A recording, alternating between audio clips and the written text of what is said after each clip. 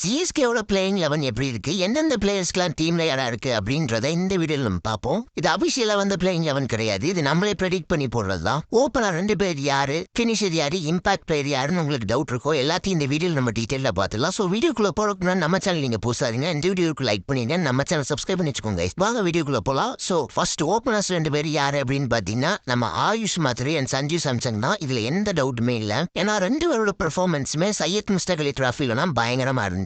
சரி, one down யாரு, அதாவது தேர்ட் பொசிஷன்ல யார் விளையாட போறா அப்படின்னு பாத்தீங்கன்னா நம்ம ருத்ராஜ் கைக்வாட் அவர்கள் தான். தலைவன் ஒன் டவுனுக்கு கரெக்டா இருப்பா.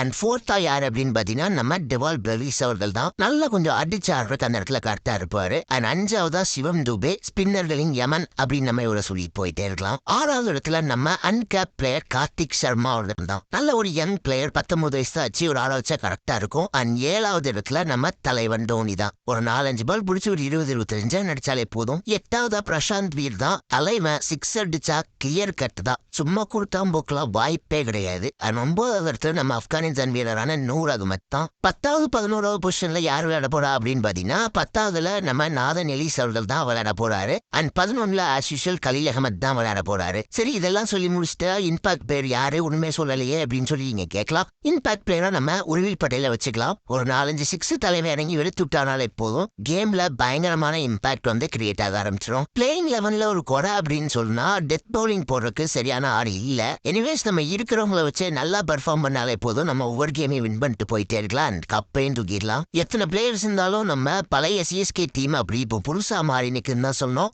டேடி ஆர்மி இப்போ பேபி ஆர்மியா மாறி இருக்காங்க. சரி, புதுசா எடுத்த அந்த 2 இம்பாக்ட் பிளேயர்ல, அதாவது கார்த்திக் சர்மா இவங்க 2 பேர்த்துல யார் நல்லா பெர்ஃபார்ம் பண்ணுவாங்க அப்படின்றத கமெண்ட் பண்ணிடுங்க guys.